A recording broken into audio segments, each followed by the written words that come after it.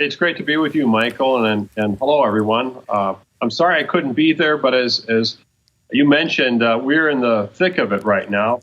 We are trying to release multiple films each year now. We're really picking up the pace, and it's a big task.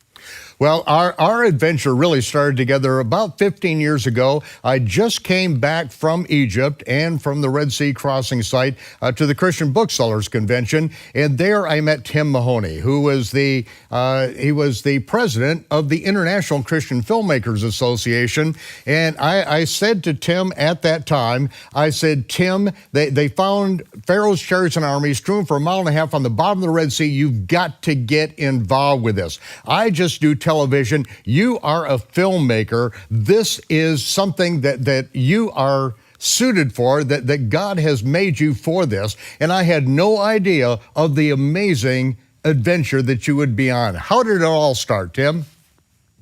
Well, becoming a filmmaker was something that I actually didn't know I would become, because I grew up in a family that didn't have TV. When my folks got divorced, the TV broke and it wasn't replaced. So I got very involved with music, and I thought for sure I was going to be a musician. But when I was a teenager, when I was 18 years old, I went to my first movie, and it was a film called The Hiding Place. It was a Billy Graham film, and it was a story of a family, a Dutch family that were hiding Jewish people in their home in Holland. And that film was so powerful, I saw it 3 times in a row. And I think that began my interest in being involved with movies. And eventually I went to 2 years of Bible school, and then I went to a film school after that. And that was sort of the beginning of me becoming a filmmaker. But it took, I'll tell you what, it's been 40 years. It took a 40-year journey of me getting to a place where I could start to make these types of films. I made lots of commercials, Michael. And I made lots of other types of productions. I don't know if you knew this, but I was even involved in a TV special called Secrets of the Bible Code, and helped to develop that. And worked on another film, was a national special called Jesus, Divine or Da Vinci. So I had been working in this area for a long time, very attracted to the Bible. And my family, they were Bible-believing people. And my grandmother carried around a Bible that had rubber bands around it, and she had 46 grandchildren, and she gave verses to each one of us.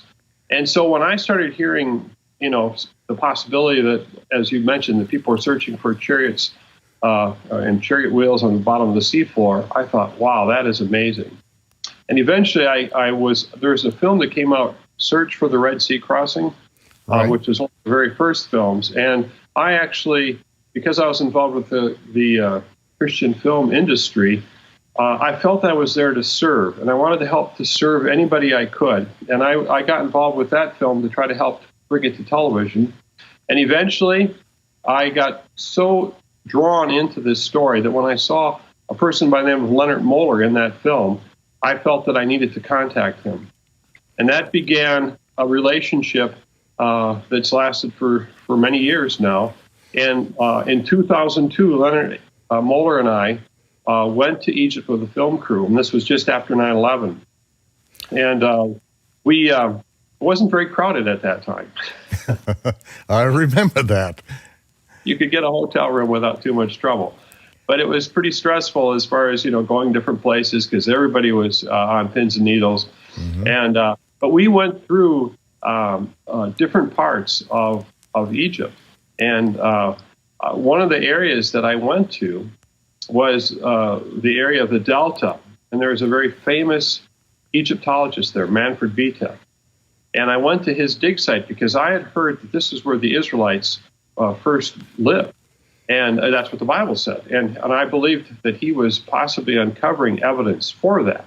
Mm-hmm. But when I got to his dig site, which is very, very difficult to get to, in fact, when we were driving through the areas, I didn't know this, but I don't think our Egyptian film production assistants got all the correct permits. They just drove to where we were supposed to go, and I arrived at his site, and he was not happy. And I said, listen, Manfred, I have traveled around the world to meet with you, and could I at least talk with you for 5 minutes? And so I said, do you find evidence for the early Israelites? And he said, so far, not. And when he said that, Michael, it was like I got hit by someone just took a 2x4 and whacked me on the side of the head, because I had traveled to the other side of the world to search for evidence, and most people don't go that far to search. And to have this man who'd been digging there for maybe 30 or 40 years tell me that he wasn't finding evidence, it started a seed of concern.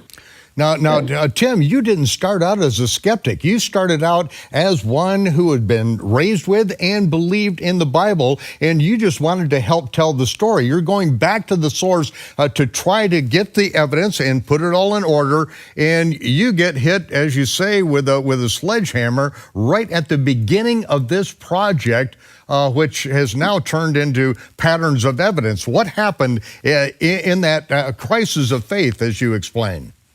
Right. Well, I came back. I mean, I spent almost a month in Egypt, and when I came back, I was sitting in an edit suite, and I was looking at this footage because I want to be honest. You know, we want to be honest with ourselves about these events and these stories. Yeah. Mm-hmm. And as I watched what he said, I just said, Lord, help me to understand what's going on here. Why is it that he's not seeing any evidence for this?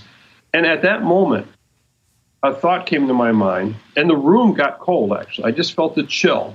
And it says, everything you have believed, your family has believed, your mother has believed, is a lie. And this terror kind of came over my whole being. And then another voice in my thoughts came, get up, stop editing. Go to your office. And I'm in my office right now. Right behind me, you see that bookcase over there? I was directed, it was like to go to your office, go to your bookcase. I went to my bookcase, and then read that book. Somebody had given me a book by David Rohl. I believe that was Jim and Penny Caldwell that gave you that book years earlier. Well, actually, they had read it, but it was another fellow locally here who had given it to me. Oh. And I just feel that you should read this book. And I said, thank you. I looked at it, flipped through the pages, and I put it on my bookcase, like some of those other books over there. And they're there for the time when I have time to read it. But I hadn't read it yet. And I opened the book up.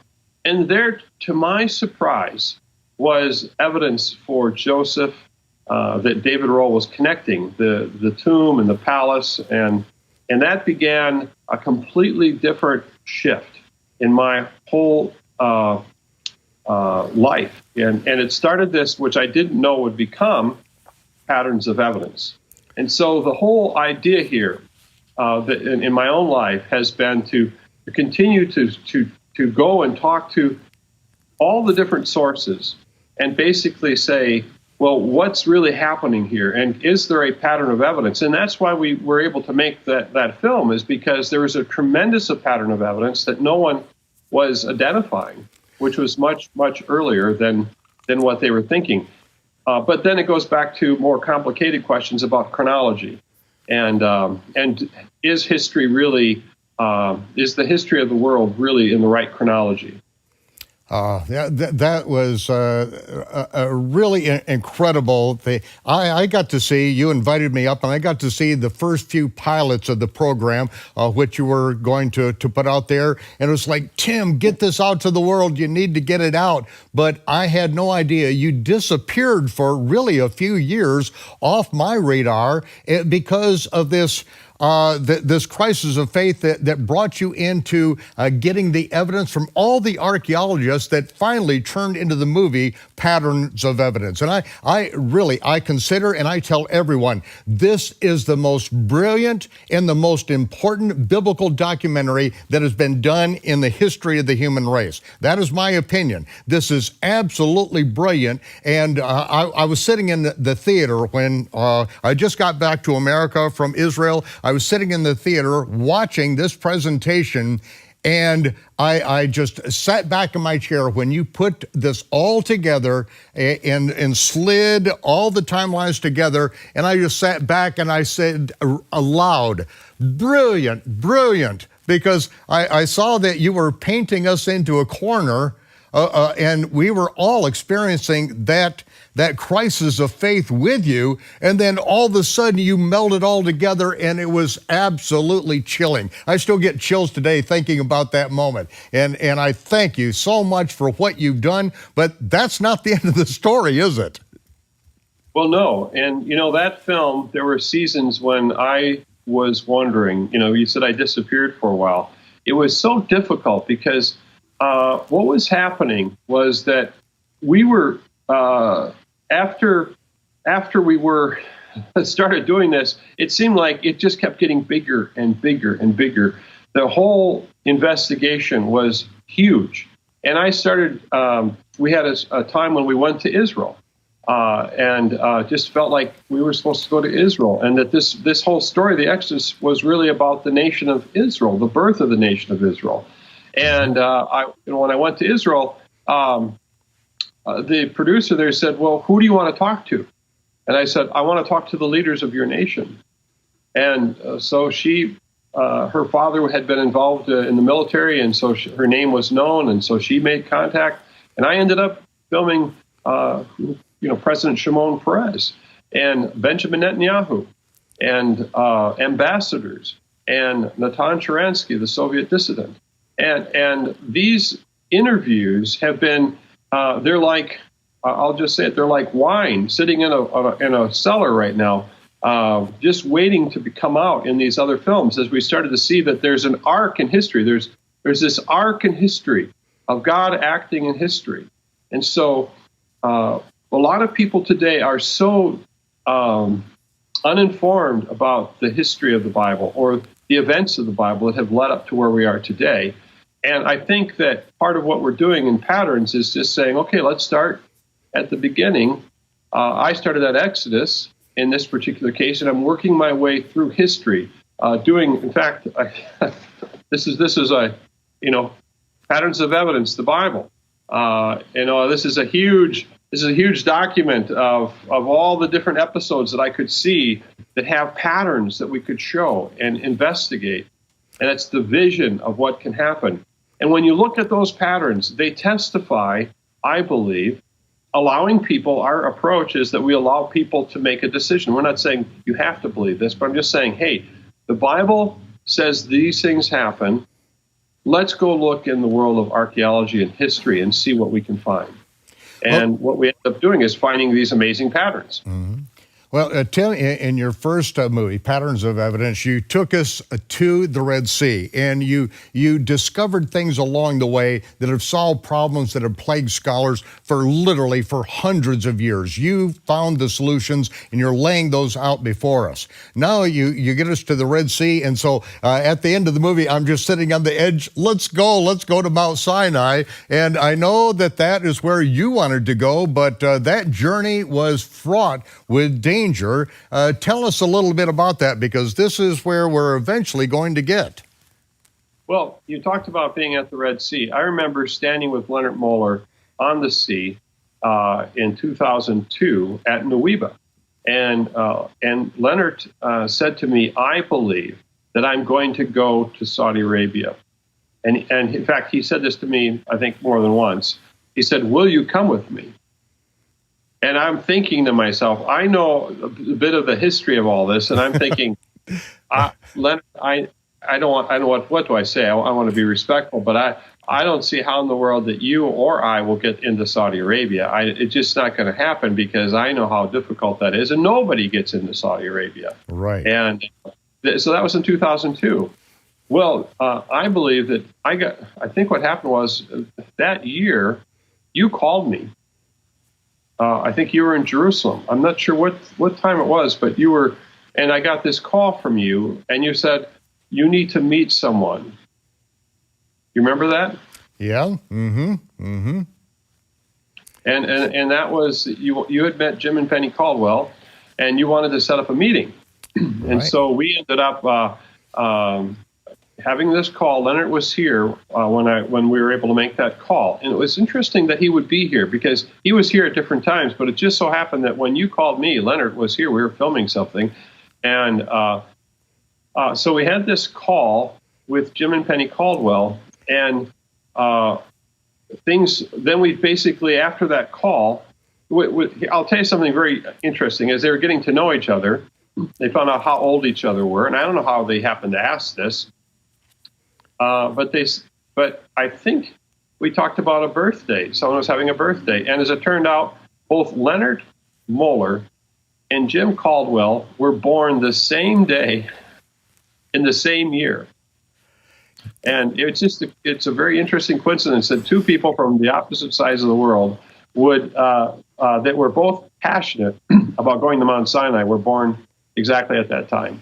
And Jim ascended Mount Sinai on 2 different dates, 2 different years, and he ended up being on the top of Mount Sinai on his birthday, on the very day that also Lennart Moller was born. So, we see the hand of the Almighty weaving things together. We see literally the rocks are crying out. And I got a call from Jim and Penny just before you all went into Mount Sinai, and they said, we want you to know, don't tell anyone, we want you to know, pray about it, because we're going to go in there with Tim Mahoney, with Lennart Moller, we're going to go to Mount Sinai, and that, I know at the end of it, there was, you were afraid for your lives. That mountain is being protected, and rightfully so. Well, we were, how we got there. I mean, a lot of people have had to sneak into Mount Sinai and everything. But we actually took a more diplomatic approach, and somehow we were able to, with a tour, with some form of tourism, able to go there with visas. So Lennart, I think, was the first person from Sweden to ever really get a visa into Saudi Arabia, and so we went there, and it was a whole other world. I mean, I had never been in that part of the world before, and when we got there, my understanding is Dr. Glen Fritz had gotten permission from the Ministry of the Interior to search for marble. And so, and as Jim and Penny would tell you, that sometimes one side of the Saudi Arabia doesn't know what the other side is doing. And so even though we had permission to go there, once we arrived in that area, the locals didn't get the memo. So, everything was okay for the first 24 hours, but after a while, the word got out. And but we were able to go around and look with permission, and we went through the altar site, and we went up the mountain. There's marble up there, and that's what Glen Fritz was looking at. He had to be able to look for marble, and they have this ability to scan from satellites minerals and different things. And so I believe those pillars down below were marble pillars, and so we went up to the source where those pillars could have been taken from, carved out. And actually, I think there was a pillar even up on the top, or part of a pillar. So when we came down, it was very, it was like, wow, this is amazing. The Caldwells were surprised. Wow, we've, never been like this. It's easy. But when we came down the mountain, that's when the challenges started to happen.